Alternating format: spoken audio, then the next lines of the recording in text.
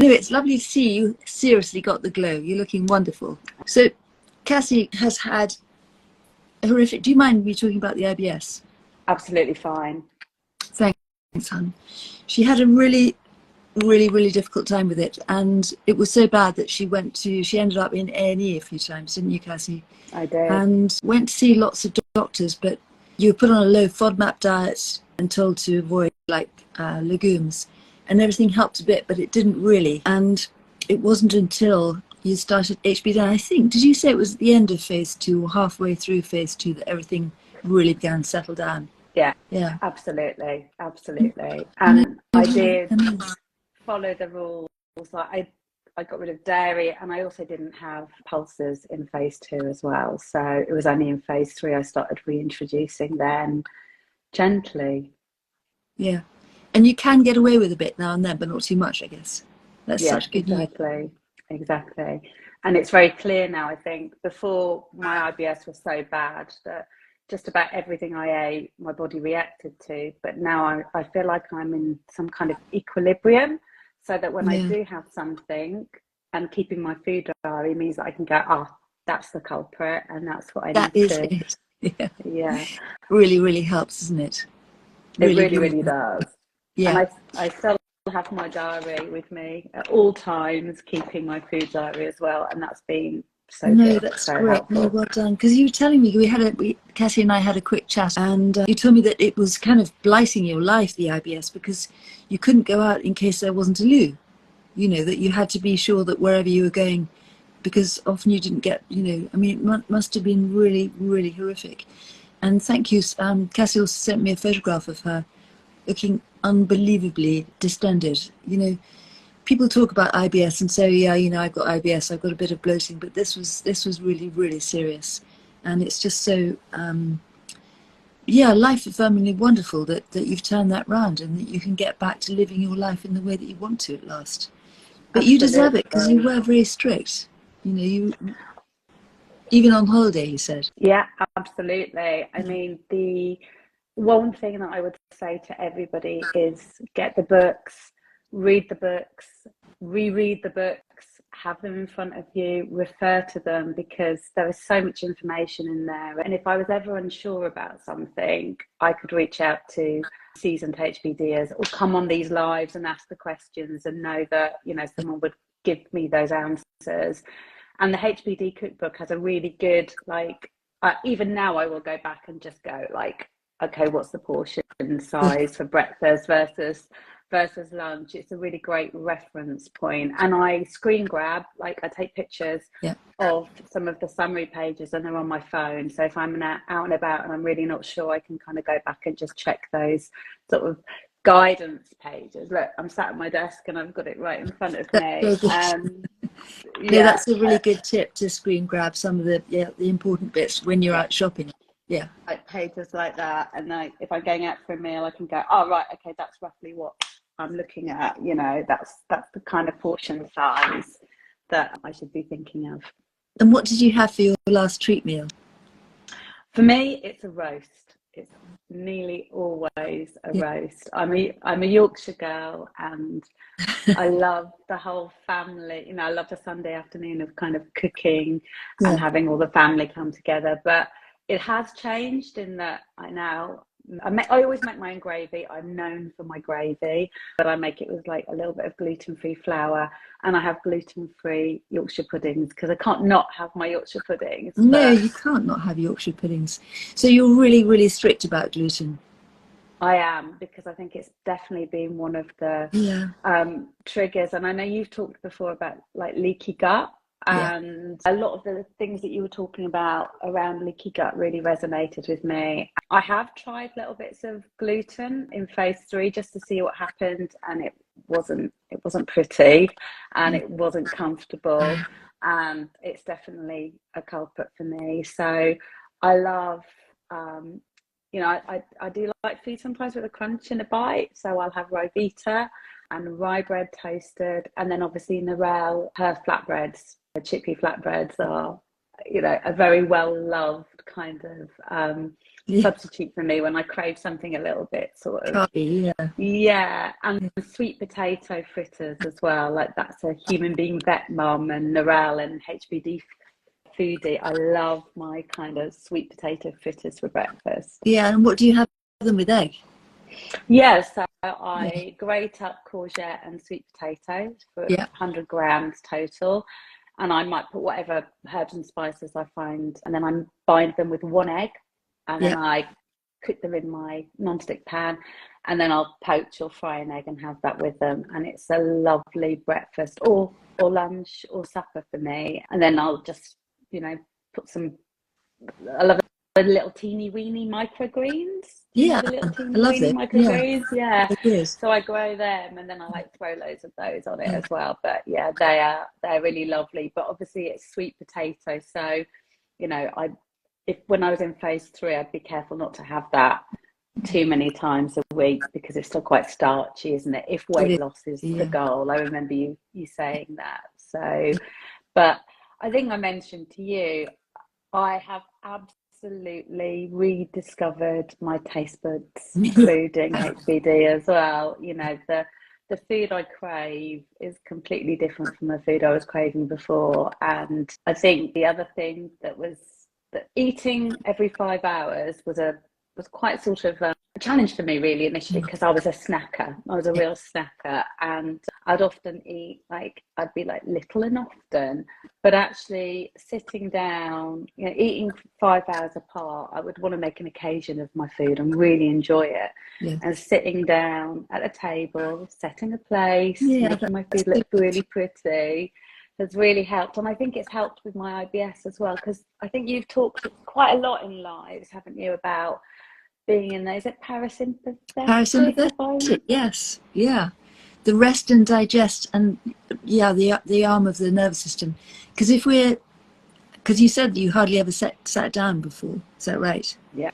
Yeah. And we really have to keep an eye on that, because if we're in sympathetic mode, that's like putting our foot on the accelerator in a car. We're not going to be digesting anything. So, and that was, you know, we talked about saying grace and things like that, and just having a few minutes to pause and think about what we're going to do, and that really, really helps and really improves the digestion as well. Yeah. And I have a few minutes of pause when I take a photo of my food so that I can post it on my Instagram feed. But I do sit there and go, you know, what am I going to eat? And I appreciate it. And I always have a moment when I appreciate the food that I'm about to eat, and I know I'm really going to enjoy it because I've prepared it quite lovingly and thoughtfully, thinking about how I'm going to nourish myself. Yeah, that's fantastic. Really, really good. So it's been it's not, like everyone says, it's not a diet, it's a lifestyle change, but it really is a lifestyle change, in that you've changed not just what you're eating, but the way that you eat. And as you said, how you're nourishing yourself and making your meals look appealing, you know, laying a nice place setting for yourself. It's so important. And you said that when it comes down to the boys, because you've got a son and a partner, that you just give them more carbs. You give them what you're eating. Yeah, that's perfect. Absolutely. I might make ramen and then stick some noodles in for them, some rice noodles or egg noodles or extra sweet potato, or they might have couscous or quinoa or something like that, and I'll just kind of add it to it, and they're enjoying the food as well, and neither of them have complained about, you know, anything they've eaten or portion sizes or anything. And my son's a training chef, so you know, he's fussy about having good food. Yeah. And he's actually doing his training now. So does he experiment on you with the dishes he's cooking? I wish he would cook a little bit more for me, but by the time he gets home from work, he's definitely not really that up for it. There are times, like around celebrations, that we cook together, and we do laugh because my dad was a chef as well, so he will rate my food on a scale of 1 to granddad as well. So and to granddad, love that. Yeah. Do you ever get to a granddad? No, I haven't yet. Not yet. No, not yet. But I'm aiming for it. Yeah, he's very strict. And Cassie, my darling, tell us how you discovered HBD. I really like that story. It was Cath, Mrs. Add to Basket, wasn't it? It was. So I followed Mrs. Add to Basket I just loved her style, really, and I liked the wise clothes. but I'd always looked at her and thought, you're one of those beautiful willowy blondes that have probably waffed your way through life, you know, always being a bit of a clothes horse. And I wonder if you were a dancer or a model when you were younger, kind of thing. But then around, I think it was between Christmas and New Year, she posted one of the Inspo Friday posts inspired by Kerry HBD. Yeah. And it was a sort of, you know, before and after. And she looked beautiful before, but she did look, you know, she had definitely lost a lot of weight. I think she's lost about 3 stone in total, she said at one point. And the inflammation, she talked about like lack of inflammation in her body, and it just made me perk up, because I was like, the before picture I could really identify with, you know, the body shape, the face shape. It felt very like, you know, I wouldn't say we look alike in any way, but you know, that I could really resonate with that. And it just made me think, how has she done this? You know, I, like a lot of women, I've always been quite fit and healthy, and, you know, IBS aside, I've always tried to really eat well, and I have been smaller in my lifetime. But when lockdown hit, I also hit perimenopause. And so, you know, my activity levels shrunk, and sitting at home and eating and drinking some wine in the evening definitely increased. And then when I realised, you know, this is, I'm not feeling great, I'm carrying weight that I'm not comfortable with, I want to do something about it, I reverted to some of the strategies I'd tried before, and they just didn't work. But I was, you know, I was feeling a little bit defeated. I was a bit like, you know, nothing's working for me, you know, I don't feel comfortable with what I'm wearing. So when I saw Cath's post, I was like, you know, she's a woman of a similar age to me. I was like, let me find out more. So I looked on Instagram, I came across your profile, I followed other HBDers, I listened to some old lives. So if you're listening now and you haven't realised, if you go into Petronella's grid, you can watch old lives, and I watched loads of lives, and then I bought the book. And I was lucky, because I think the Human Being Diet book was out, but I think the HBD Cookbook launched pretty much as I was It did, because I think you started on January the 7th, didn't you? And the book came out on the 5th, or I think it was the 5th. Yeah, good timing. It was brilliant timing, brilliantly timing. As I was sort of doing a research, I realised there was a lot, you know, other people were starting a reset on the 7th, and I was like, right, well, there's no time like the present. So let's give this a go. What have I got to lose, really? And the answer is 2.5 stone, lots of, you know, like freedom from a lot of pain and a lot of discomfort. So I'm very grateful to you and this plan. Well, well done you for being so strict with it. I mean, that's really the key. And when you started, were you thinking that it might have a good effect on the IBS, or were you just doing it for weight loss just because you felt rubbish? It was really both. I mean, you know, when I did my whys, it was, you know, I do want to lose the weight, but I want to reduce inflammation in my body. Like a lot of perimenopausal women, I was getting a lot of joint aches, but IBS was a big part of it. So perimenopausal symptoms, IBS, and, you know, the weight gain, and just feeling comfortable in my skin again, you know, being able to wear the clothes that I enjoy wearing without thinking, I can't wear that because, you know, it's going to be very flattering. Yeah, and you wondered to yourself, and I think that lots of us do when we're starting HBD.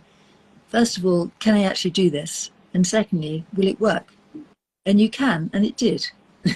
It did. I mean, amazing. 2.5 stone is fantastic. Really, really good. My original goal, I mean, literally I set a goal which was about 1.5 stone weight loss.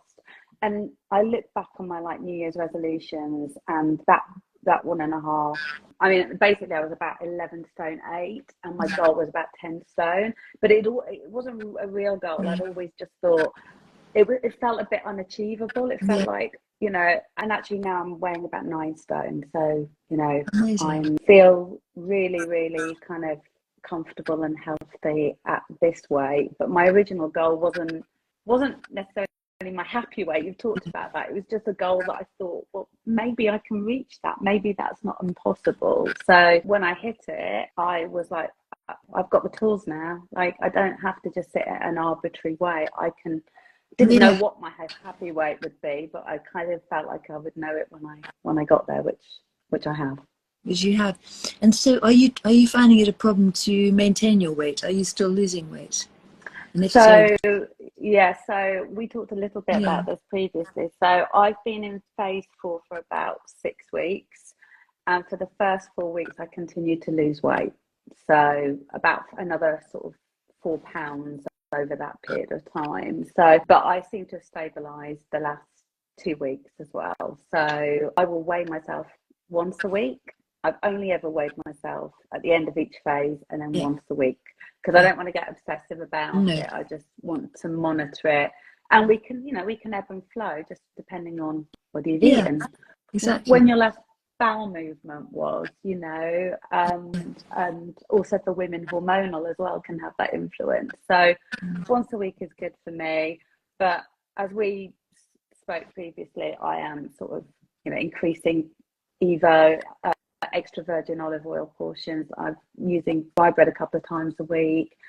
Some weeks, I might just have one treat meal, but another week I might go out and have 2 treat meals. Yeah, it's all about listening to what you need. And, some days we're naturally more hungry than others, and then you just have a bit more. Yeah. And there's days when you spend in the garden or, taking the dogs for a 3-hour walk to try and tire them out. So, yeah. Does it work?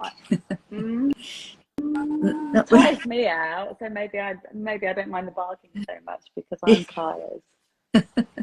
That's hilarious.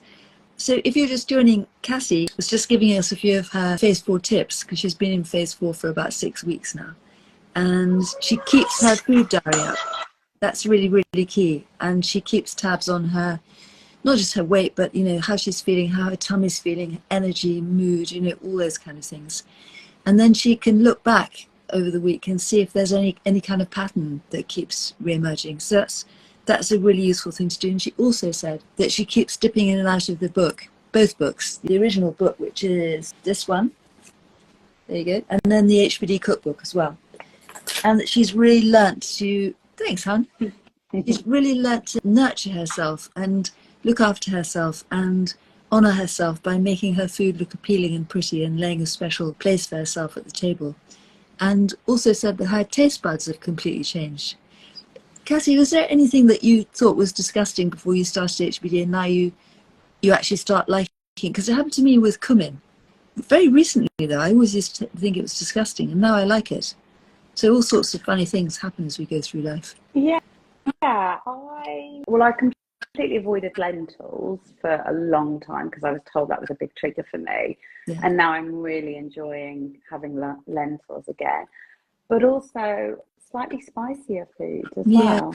Yeah. I'm enjoying just more flavours. But actually, like you, I was never a big fan of cumin and tarragon, and actually I'm using those much more in my cooking now as well. So yeah, it's really good, really cool, and enjoying the cooking. Yeah, I've always enjoyed cooking and being a chef's daughter and a mum of a future chef. Food's been a big part of our lives, but I sort of allowed myself to get into this habit of just using food as love language to other people around me, but not giving myself the same attention. So I would cook lovingly for everyone else, but when it came to me, I was a specialist in one pot food. I'd come home from work in a rush. If I was just cooking for myself, I'd throw loads of stuff in the pan, and I'd sometimes even eat it out of the pan standing up. I wouldn't say to myself, right, no, put it in a nice bowl, sit down at the table, take that time. And I'd just be, grabbing things on the go, really. And now I carve that time out for my meals. Yeah, no, really, really wonderful, really lovely. So you've embraced the whole HBD thing, and does it still feel restrictive in any way to you now? No. And it's funny because initially, especially for phase 1 and phase 2, where, it's very regimented and, there are lots of things that you're sort of not having. Yeah. Then in phase 3, the world opens up with Evo. How the world opens up when you bring in Evo. And then I was experimenting with dairy and bringing pulses back in. Now I think, because I feel the freedom from the IBS symptoms and the pains and the restrictions that gave me is worth anything.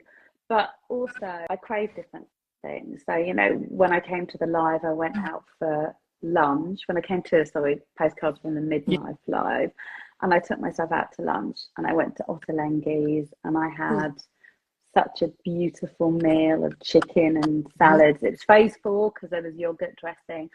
Oh my goodness, I just sat there on my own and I absolutely loved it.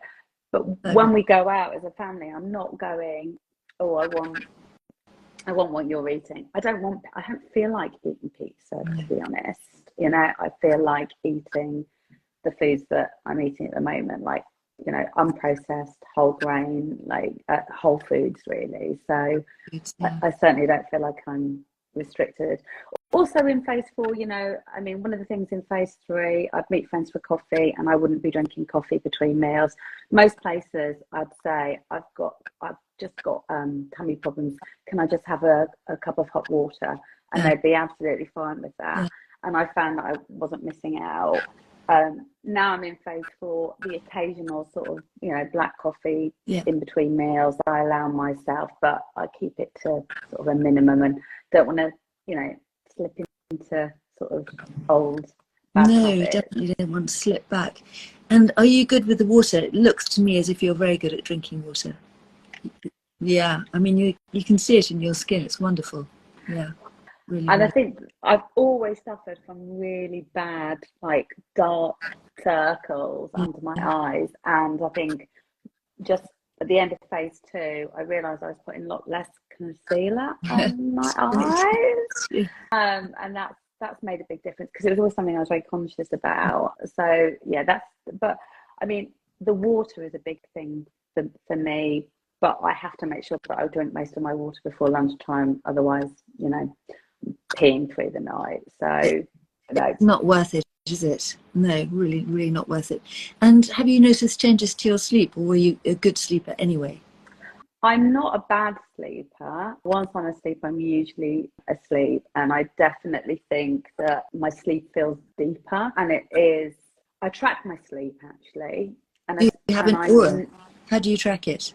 I've got an Apple Watch with a sleep app on it as well. And I noticed that my sleep was going from like 6.5 to 7 hours a week to sort of 8-9 hours sleep. Good. And that really helps.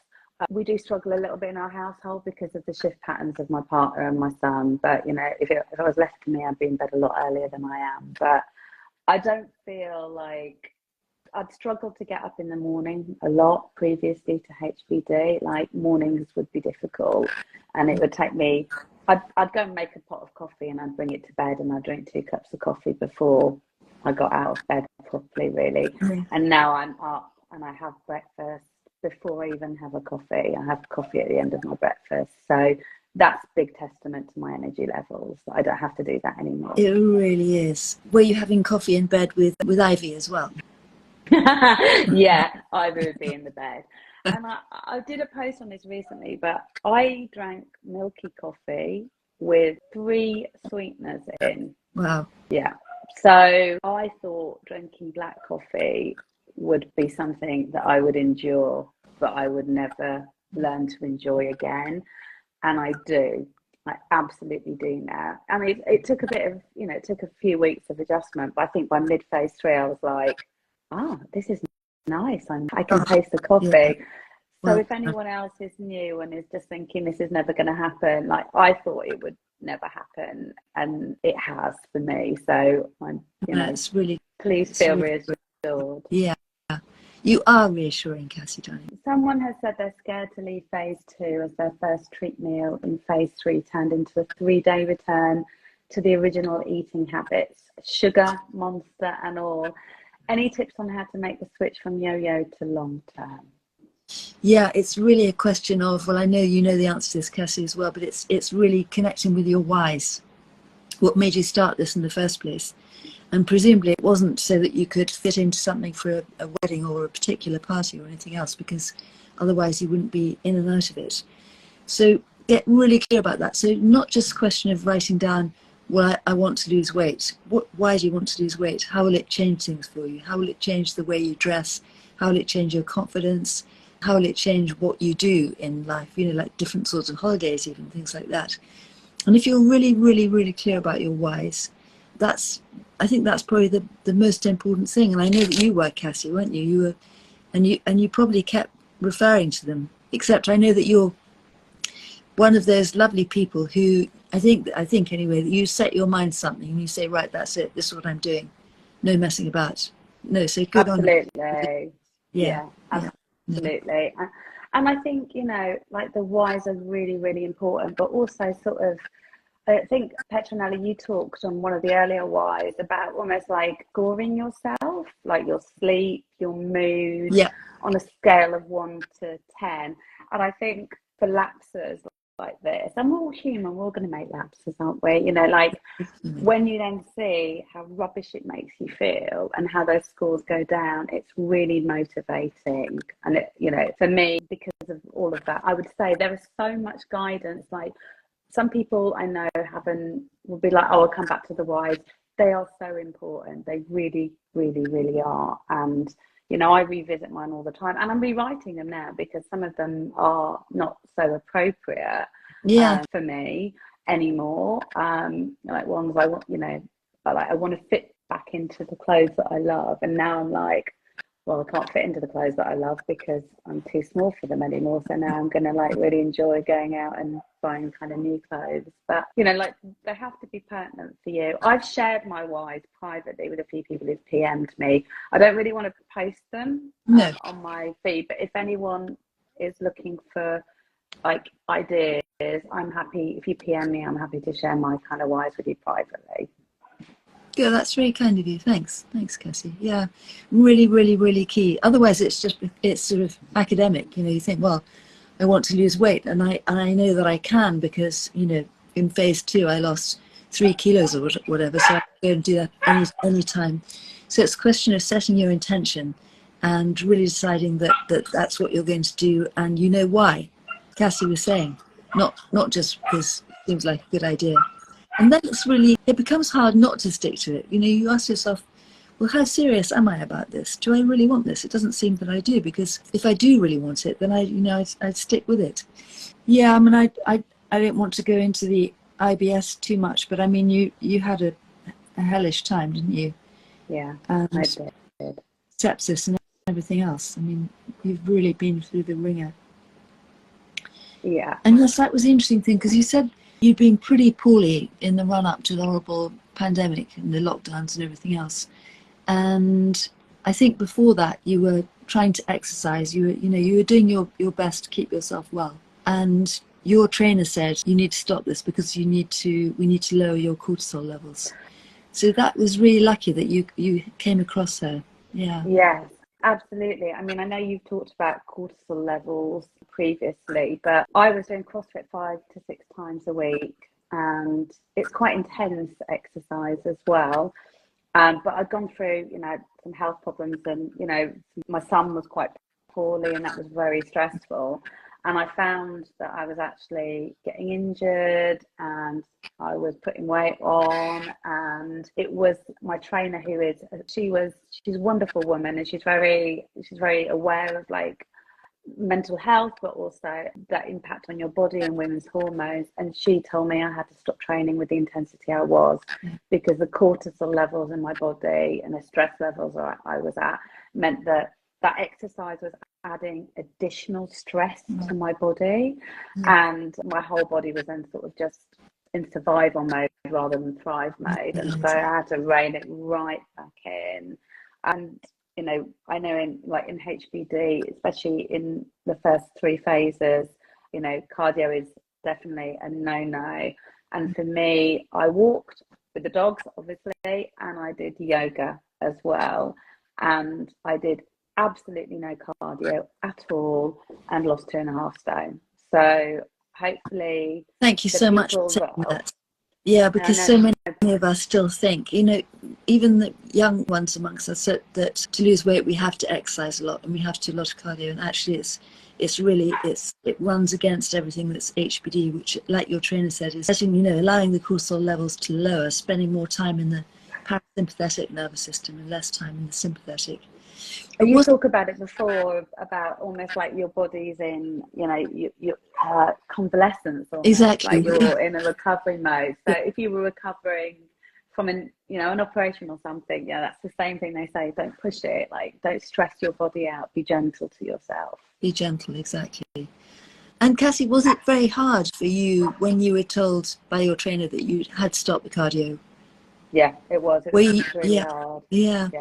Would you say that you were using cardio to process your feelings or to de-stress? I mean, I guess you probably were, like most of us. I think I was, but also as escapism, because when you're like, if you're doing 100 box jumps, you can't think of anything but the next move. And so it was a bit of escapism. But I find yoga is really, really helpful for that as well, for me, just to focus on what I'm doing and bringing myself back to my body. So, we have to find other ways of sort of soothing ourselves and nurturing ourselves. And if you're like me and you've used food and booze, I'm not like a heavy drinker, but, like I would use a glass of wine as a reward for a busy day. It's important to find other things that, especially in the early phases where, you're not having any alcohol as well. So, an Epsom bath with a scented candle and a book and some fizzy water, or a walk with a friend or a long call with a friend worked for me. But, we all have to find the things that work for ourselves. Yeah. There's a question about walnuts for breakfast. How come so few walnuts? Doesn't seem to equate to the same proportion of protein you'd eat from something else. Good question. It's because the walnuts and the seeds contain a lot of fat. And, I know we don't talk about calories on HBD, but the first 2 weeks are designed to be low calorie. And that has very beneficial effects on longevity and inflammation and all sorts of things. So that's why. But you probably find that even though it seems, much smaller amount of food than you're having at the other meals, that it keeps you going. And that's what the fat does. So it keeps us feeling fuller for longer. What's your favourite breakfast, Cassie? So I alternate. I'm not alternate, but I sort of switch it up. So I love sweet potato and courgette fritters with fried egg. Yes. Love that. And then frozen cherries defrosted in the microwave. 110 grams of frozen cherries. It's 10% more because they're frozen. Defrosted in the microwave. And I'll have that with either 35 grams of activated walnuts or 160 grams of Greek yogurt, the 5% fage. And then sometimes I'll have, and then it's eggs. Scrambled eggs with like mushrooms and asparagus, or smoked salmon with spinach, or like actually cucumber. I love cucumber and smoked salmon in the morning. But I really try not to get stuck in a rut and keep variety as well, because it's very easy just to have the same thing over and over and over again. I do try and have that variety of breakfasts so that I don't get stuck in a rut and then get bored, and then that boredom as well also is not your friend with food as well. If you get a little bit bored of the same things, that's when you start to sort of, maybe make choices that your body won't thank you for. Exactly. Well said. Exactly so. And it's great that you're really mixing things up and getting that variety. And for anybody who's experiencing a weight loss stall at the moment, and if you're in phase 3, remember that Claire, Diet Health Fitness, said that happened to her. And she was also, like Cassie, keeping a food diary. And she looked back to her food diary and she thought, oh my goodness, I'm having the same thing day in, day out. And so she really mixed it up, particularly with the vegetables. And when she did that, the weight loss started coming off again. So that's really, really good. And another reason to keep the food diary. It's really, really helpful. I also had a little bit of a weight stall in the middle of like phase 3. In fact, I think I actually put on 2 pounds 1 week. But funnily enough, it was a week where somebody else had shared they were already in phase 4. I can't quite remember who it was. It might have been Victoria Palmer, actually. And I'd seen that and I was like, just keep going. And, it kind of came off. It's a long game, really. Someone's just asked, why are tomatoes restricted? Yeah, well, they're not really vegetables. They're technically fruit. And left to our own devices, it's very easy just to have a load of tomatoes with a bit of garlic and nothing else, and it's very satisfying and everything else. But the key with HBD is variety. And a lot of people say that tomatoes, if they overeat them, make them hungry. And I don't know what the mechanism is for that. But really, it's all about variety. And the avocado is limited because it's calorific. So, yeah, good question. And tomatoes can be quite triggering for a lot of people with IBS. And actually, I gave up. I didn't have any nightshade in phase 3, in phase 2 either. Yeah. And I never have more than 2 tomatoes even now with my meal, because the seeds can, we were talking about this on Friday, weren't we? The seeds Yeah. in the skin can be quite irritating Yeah. for your digestion as well. So Yeah. Yeah, so that's the nightshades, tomato and peppers and aubergine and potato we're not eating anyway. But yeah, they can be very problematic for people with gut problems. And I suppose, Cathy, that, you know, with HBD, we think about every time we eat something, we activate our immune system. And we activate our immune system because our immune system wants to make darn sure there's nothing with any nasty microbes coming down. So it's ready, you know, to kill anything that might be there. And if we keep snacking and eating often, we keep activating our immune system, and that puts us into inflammation. You know, when the immune system's activated, we're put into a situation of inflammation. So just that, I think, by itself, without really changing any of the foods, particularly because you got rid of them for 2 weeks and then reintroduced them and found actually they were all right. You don't want to go too far with them, as you say, but you didn't discover, except for, I think you said gluten, which you really need to stay off or stay very, very low on. yeah. Absolutely. I mean, the lentils that I'd avoided for years are now back in my life. You know, not every meal, and not always every week, really, but there's so many other lovely things to eat. Someone's just asked about, lucky on me, HBD. I'm in phase, I think there's a typo, I think they mean phase 3, and almost reached goal weight, but I still have 8 more weeks before phase 4. Can I increase protein, as I'm worried I'll lose too much weight? Great question. Lovely ladies. And so increase the extra virgin olive oil to about 25 ml per meal. And I imagine you're probably on 130 gram portion, so make that 140 grams.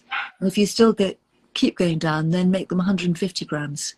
And also, that's both, isn't it? Both. It has to still be equal. Yeah, Thank you. Not just protein, but both. Yeah, both, not just the protein, exactly. And maybe introduce more root veg if you're okay with those. So things like celeriac, carrots, beetroot, parsnips, things like that, because they're sugary, and so they'll probably stop you losing more weight. But do reach out if you're having a problem, if the weight, you know, keeps going down still. I mean, we'll all gang up and give you a hand. So let us know how you get on with that. Very important. Yeah. And thank you, Cassie, for reminding us, yes, when we're increasing the portions, it's always in the right ratio. So you'd add 10 grams to the protein and 10 grams to the carbohydrate. Lucky old me says, great advice. Thank you, ladies. Is there anything else you'd like to add to that, Cassie? No, I want to echo what so many people have said before. Thank you for, you know, bringing this plan to us, and your generosity with doing these lives and answering people's questions, and just creating a community that is like really supportive and nurturing. I've not really felt anything like it, and you know, as well as the results, it's just really lovely to be part of this community. And it is. thank you so much. Oh, thank you so much, Mary. Thank you. Bless you. No, I think that we are all blessed by each other. It's incredible what's happened here. It's a kind of magic where everybody is supporting everybody else, you know, and giving people the best advice we probably can, as best we can at every stage. And knowing that we're all out here and we're all rooting for each other is really, really important. So, and thank you so much, my darling. Thank you, and bless you, lovely Cassie. Really enjoyed having you on. Thank you so much. It was lovely to be with you, and good luck, everyone. Take care. Yeah, good luck, everyone. Bye, hon. Bye. Bye.